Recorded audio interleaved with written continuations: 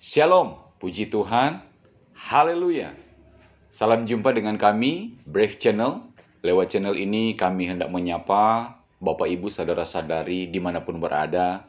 Salam penuh kasih dalam Tuhan kita Yesus Kristus. Senang sekali lewat channel ini kami rindu menghadirkan berita-berita kabar baik kebenaran firman Tuhan bagi kita semua. Melihat kondisi sekarang, begitu berseliwerannya kabar-kabar yang menggemparkan, menakutkan, menggelisahkan, seolah-olah tidak ada kepastian. Eskalasi peperangan yang tidak akan berkurang tapi terus meningkat. Demikian juga pandemi COVID-19 yang sampai hari ini belum berakhir.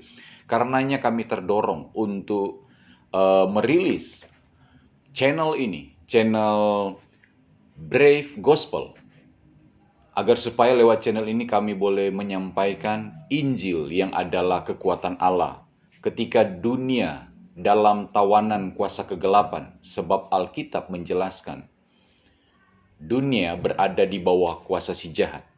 Orang-orang dapat mengadakan perlawanan, dapat bertahan dengan segala serangan si jahat, pengaruh-pengaruh intimidasi si jahat adalah dengan cara mereka diperlengkapi menjadi manusia-manusia Allah yang diperlengkapi dengan iman, diperlengkapi dengan firman, diperlengkapi dengan kuasa Roh Kudus, agar supaya menjadi manusia-manusia yang pemenang.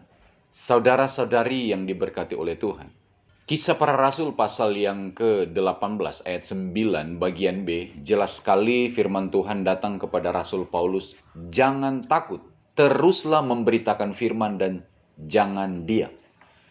Banyak kekristenan karena distorsi, banyak kekristenan karena kondisi kebutuhan, karena begitu banyak pengaruh pengalihan-pengalihan, akhirnya umat Tuhan, orang-orang percaya, tidak lagi menyampaikan kabar baik. Bahkan mereka mengabaikan, lupa tentang perintah Tuhan Yesus Kristus yang kita kenal dengan The Great Commission. Bahwa setiap orang percaya adalah tanggung jawab untuk membagikan kabar baik bagi setiap orang. Tertutupnya kabar baik dengan begitu banyak kabar yang mendukakan, kabar ketakutan, kegelisahan, kegemparan. Disinilah datang pesan firman Tuhan bagi kita semua agar supaya jangan takut, teruslah memberitakan Injil, teruslah memberitakan firman dan jangan diam. Saya pun mengajak kita semua agar supaya jangan diam. Kita harus mempertimbangkan hal ini, saudara-saudari yang diberkati oleh Tuhan. Dunia adalah ladangnya Tuhan. Tuhan sendiri pun menaburkan benih bagi dunia ini, agar supaya dunia yang sudah dikuasai si jahat ada benih Injil yang kekal, yang akan bertumbuh dan bermultiplikasi, agar kembali bumi yang telah dikuasai oleh si jahat dapat diambil alih oleh pemerintahan Allah. Nah, bagaimana ketika dunia adalah ladang Tuhan?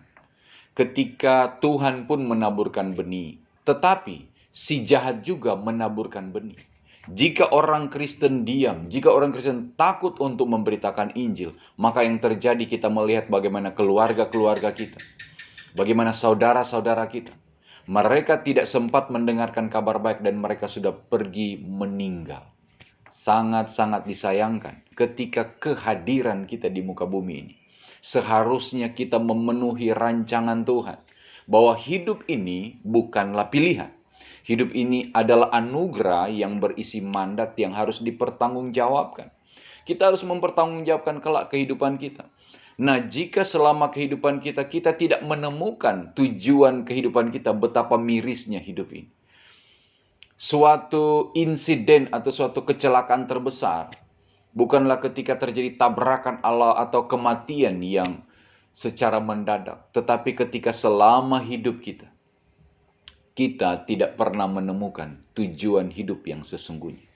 Yesus Kristus yang adalah Tuhan dan Juru Selamat, dialah Injil yang sesungguhnya. Dialah kabar baik itu, dia yang telah datang lebih 2000 tahun yang lalu sesuai dengan kebenaran kitab suci. 1 Korintus pasal yang ke-15 ayat 1 sampai yang ke-5.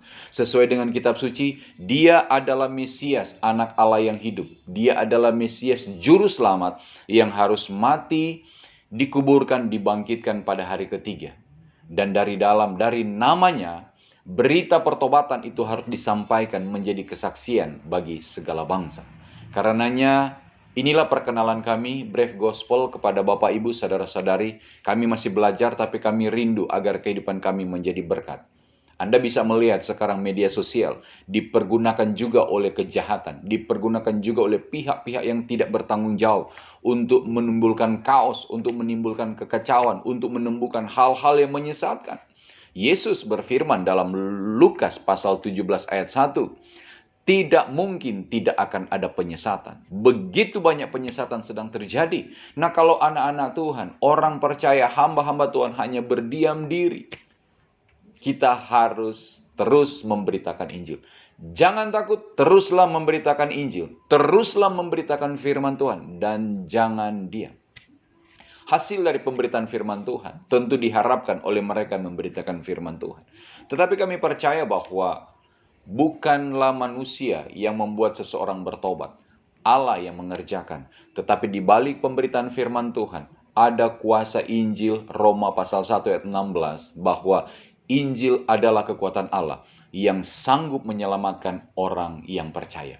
Salam kenal dari kami, Brave Gospel. Kiranya channel ini boleh menjadi berkat buat Anda semua, motivasi kami sepenuhnya agar supaya kabar baik boleh diberitakan dan menjadi kesaksian bagi segala bangsa.